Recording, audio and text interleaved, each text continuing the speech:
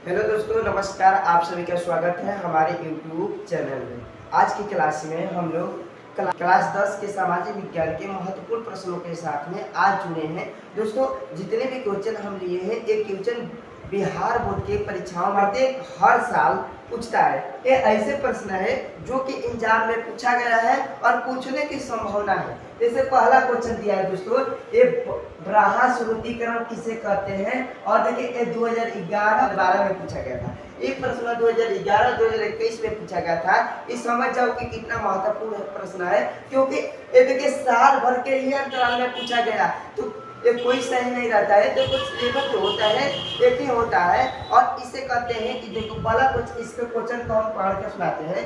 ब्राहा श्रुतिकरण किसे कहते हैं। क्वेश्चन उत्तर यहाँ पे लिखेंगे कि जब कोई कंपनी या देश अपनी जरूरत की चीजें बाहर से खरीदता है, उसे ब्राहा श्रुतिकरण कहते हैं।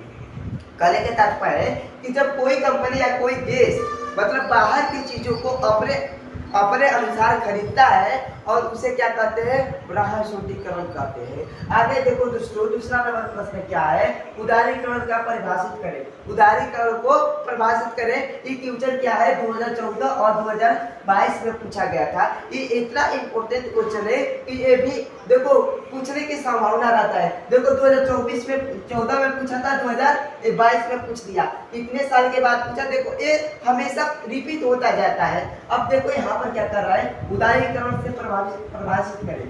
उत्तर लिखेंगे, जब सरकार द्वारा बनाई गई आर्थिक नीतियों में छूट प्रदान करती है तो उसे उदारीकरण कहते हैं। उदारीकरण से अर्थव्यवस्था मजबूत होता है और देश की विकास होता है। जब उदारीकरण होता है तो देखो देश की आर्थिक नीतियां जो होती है उसमें छूट प्रदान करती है, और उसमें देश की अर्थव्यवस्था और विकास उसमें होता है। आगे क्वेश्चन कर रहे हैं, प्रश्न 3 को थोड़ा सा ध्यान से देखने का प्रयास करें। प्रश्न 3 दिया है कि बहुराष्ट्रीय कंपनी किसे कहते हैं। ये देखिए, ये ऐसे प्रश्न है जो परीक्षा में पूछा गया है। देखिए, ये 2015 में भी पूछा गया है, 2018 में भी पूछा गया है, 2020 में पूछा गया है, 2022 में भी पूछा गया है। ये देख रहे हैं 2015 मतलब 3 साल के बाद पूछ दिया, फिर देखो 2 साल के अंतराल में पूछ दिया, फिर 2 साल के अंतराल में पूछ दिया। इसकी कोई संभावना नहीं रहता है। देखो पिछली बार जो पूछा था इसमें देखो ये 2014 में प्रश्न पूछा था, तो 2022 में भी पूछ दिया। देखो ये 2015 में पूछा था, 18 में भी पूछा, और यहाँ पर 2020 में भी पूछा, 2022 में पूछा। इसीलिए कहते हैं कि ये इम्पोर्टेंट क्वेश्चन है, हमेशा ये रिपीट हो सकता है। कोई जरूरी नहीं है कि पूछेगा कि नहीं पूछेगा, लेकिन आपको ये याद करके चलना होगा कि जरूर पूछेगा। आप विश्वास मानकर पढ़िए, जरूर पूछेगा। ये देखिए क्वेश्चन क्या बोल रहा है, बहुराष्ट्रीय कंपनी किसे कहते हैं। तो लिखना है, थोड़ा सा यहाँ पर साफा कर दे रहे हैं। ये क्वेश्चन बोल रहा है, थोड़ा सा ध्यान देने की प्रयास करें। कह रहे बहुराष्ट्रीय कंपनी किसे कहते हैं, कि वैसे यहाँ पर उत्तर लिखेंगे, वैसे कंपनी जो एक से अधिक देशों में अपना व्यापार या उत्पादन करता है उसे बहुराष्ट्रीय कंपनी कहते हैं। उसे इसका मुख्य कार्यालय एक देश में होता है, लेकिन इसकी शाखाएं और इसकी कामकाज कई देशों में फैले होते हैं।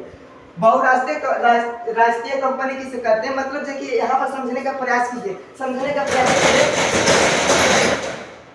कि वैसे कंपनी जो एक से अधिक देशों में अपना व्यापार करता है, मतलब जो ऐसा कंपनी हो और एक से अधिक देशों में व्यापार करे, मतलब अपने देश में भी करे और दूसरे देश में भी करे। और देखिए इसमें क्या कर रहा है, उसमें बहुराष्ट्रीय कंपनी कहते हैं। इसका कार्यालय मतलब इसका कार्यालय देश में होता है। इसकी कार्यालय कहाँ होता है, एक देश में होता है। मतलब कोई बहुत देश है, उसमें एक देश में होता है इसका कार्यालय, और इनकी शाखाएं और कामकाज कई देशों में फैले होते हैं। जैसे कि मैं समझाने का कोशिश कर रहा हूँ, जैसे कि मान लो कोई हेड क्वार्टर है, जैसे कि सबसे बड़ी मान लीजिए ये 10 देश है, 10 देश का मिलाकर एक देशों को मतलब उसको समर्पित, मतलब ये मान लीजिए हमारे देश की कंपनी भारत अमेरिका की मान लीजिए, ये मान लीजिए इसके साथ में भारत का संबंध है और रूस का भी संबंध है और जापान का भी संबंध है। मतलब यहाँ पर इसका क्या होता है, कंपनी का मुख्यालय होता है। आप लोगों ने सुना होगा, ठीक है। और आगे के क्वेश्चन को हम बढ़ते हैं, थोड़ा सा ध्यान से पढ़ने का, देखने का, समझने का प्रयास कीजिएगा, ठीक है दोस्तों। आगे देखो यहाँ पे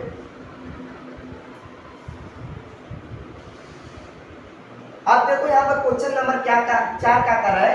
प्रश्न नंबर 4 कर रहा है, वैश्वीकरण से आप क्या समझते हैं। ये देखिए इतना इम्पोर्टेंट क्वेश्चन है ना कि परीक्षा में 3 बार लगता है। कितनी बार है? 3-4 बार है। तो ये कोई देखिए मुख्य उद्देश्य ये नहीं है, पढ़ो बढ़िया से पढ़ो। ये कोई जरूरी नहीं है कि 3 ही बार आ सकता है, 10 बार 20 बार 50 बार आ सकता है, लेकिन आप इसे छोड़िए मत। छोड़ेंगे तो आप ही पछताएंगे। कल हो सकता है कल तुम्हारे परीक्षा में देखने को मिल जाए, तो क्या करोगे? नहीं याद करोगे? नहीं याद करोगे तो फिर रोओगे जाकर बैठकर, कहोगे कि हमने नहीं याद किया, हमने। देखो आज याद कर लो, लो इसे पढ़ लो। देखो वैश्वीकरण का अर्थ होता है विश्व के विभिन्न अर्थव्यवस्थाओं से जुड़ना है।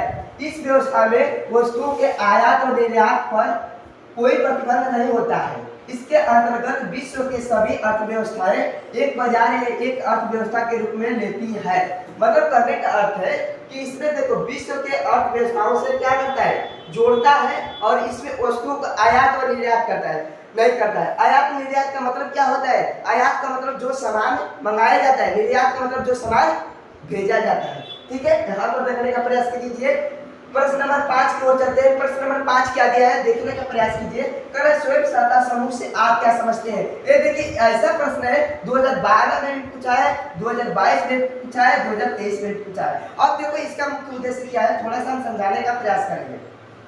देखो ये प्रश्न 2012 में पूछा गया था क्योंकि ये इम्पोर्टेंट था, लेकिन इसे 10 साल के बाद फिर पूछा गया। कितने साल के बाद? 12, 10, 22 होता है ना, 10 साल के बाद पूछा गया। अब फिर तो उसका मन कर दिया, साल भर के बाद फिर पूछ दिया। बताओ ये कितना इम्पोर्टेंट है। हो सकता है 4 साल के बाद फिर पूछ दे, ये कोई जरूरी नहीं होता है। लेकिन हाँ ये बोलता हूँ कि बाबू एक भी क्वेश्चन को मत छोड़ो, क्योंकि आज छोड़ोगे तो कल पछताओगे। आज मौका है, पढ़ लो। आज नवरात्रि का महीना चल रहा है, माँ दुर्गा की कृपा है कि तुम लोगों को इतने अच्छे क्वालिटी, इतना अच्छा कंटेंट के साथ में पढ़ाए जा रहे हैं। तो बाबू थोड़ा सा ध्यान देकर पढ़ा करो, ठीक है। अब देखो ये सब त्योहार हमेशा आता रहता है, लेकिन त्योहार को ध्यान में रखकर अपनी कोशिश को अपनी क्षमता के अनुसार अपनी मेहनत को प्रतिदिन करते रहे, ताकि आने वाली भविष्य तुम्हें याद करे। ठीक है दोस्तों, आगे हम थोड़ा सा क्वेश्चन की बात करते हैं। ये सब बातें तो बाद में भी हो सकता है।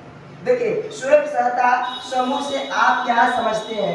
ये देखिए प्रश्न उत्तर लिखेंगे। स्वयं सहायता समूह जैसे 10-20 लोगों का एक समूह होता है। कितने लोगों का समूह होता है? 10-20 लोगों का क्या होता है? समूह होता है। ये अपनी बचत को जोड़कर एक कोष तैयार करते हैं, जो अपनी बचत तथा बैंकों से लघु ऋण लेकर अपने सदस्यों को, परिवारों को जरूरत का पूरा करते हैं। मतलब ये देखिए स्वयं सहायता समूह वो है, मतलब 10-20 व्यक्तियों का समूह होता है, और 10-20 व्यक्ति अपने में समूह में क्या करते हैं, मतलब जैसे कि विचार करते हैं, और उसमें क्या करते हैं, एक बहुत बड़ी आर्थिक सुरक्षा देते हैं। ठीक है दोस्तों, आगे हम प्रश्न नंबर 6 की ओर बढ़ते हैं। प्रश्न नंबर 6 क्या दिया है?